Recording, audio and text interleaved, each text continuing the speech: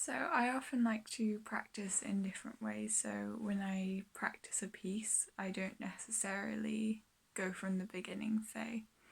I have certain moments in a piece which are harder than others and don't often feature at the beginning. So when I'm looking at this piece, it ain't necessarily so. I know that I have several points throughout the piece where I need to practice more because it's more complicated. So when I start off a practice session with this piece, I don't take it from the beginning, I take it from halfway down the second page, for instance, or another day I'll go, these double stopping passage or this harmonic passage needs some work, and I'm not going to go from the beginning, and I'm not even going to practice the beginning today. So actually running through the whole piece is a bit more counterproductive than going from the place that's really complicated and that needs focus on. Because if you're just running through the whole piece, then certain bits that are easier than others get re-practiced and you don't actually need to practice them in that time. You need to practice the bits that challenge you and become a part of the piece that you worry about or something like that.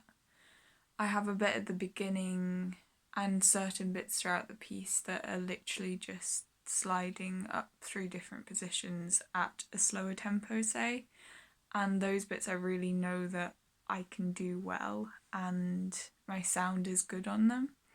But when I'm looking at a fast bit in triplet speed, say, I know that that is a bit more challenging and I have to really focus on and wrap my brain around when I'm looking at it. So today in my practice session, I thought this is the bit that I need to go from and work on today. So I went halfway down the second page and there's a run of demi-semiquavers up to a D on the E string, which is quite high. And then I had to kind of go, this bit's challenging for me and something that I find complicated sometimes, but I also quite enjoy it at the same time, so it's a good place to take it from, because if you're enjoying a passage then it's a lot easier to work on, and if you don't enjoy the passage so much, you know that that needs the most work. But today I was like, I didn't get this quite right the other day, so I need to look at this. So I took it from here and I will just play you this little passage.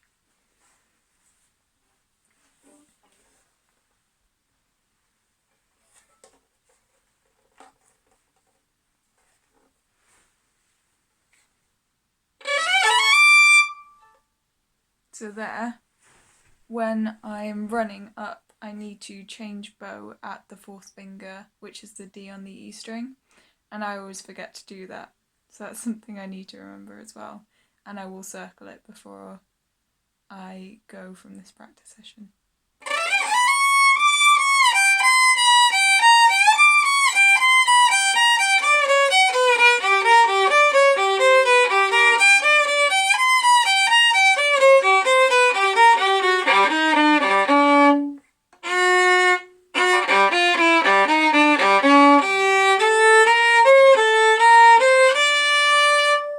So I'm going to repeat that, and this is what I do as well sometimes. Sometimes I can take it in a different rhythm pattern, at a different speed, just so your brain almost gets used to these notes, but you could play them at any speed, any time, any rhythm, and still get the notes right. So I'm gonna repeat that, and in this practice session I have repeated it for at least 3 times, which I think is a good repetition to get in your head. Take it 3 times, 5 times, 10 times, and it will get more stuck in your head.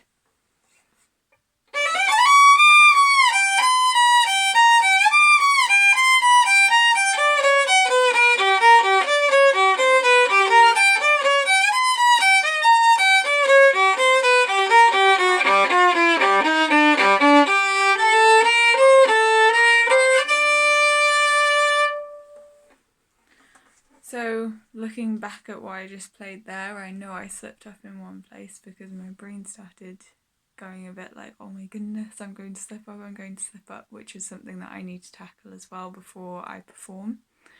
And I did get that change that I wanted right because I've repeated it and because I've gone back, looked at it and thought I need to do this again, and mistakes have corrected themselves, and one mistake has come up that I need to remember because I've done it several times. So I know from this session what I need to work on, and I will circle it and take it away for next practice session. That was my practice on It Ain't Necessarily So.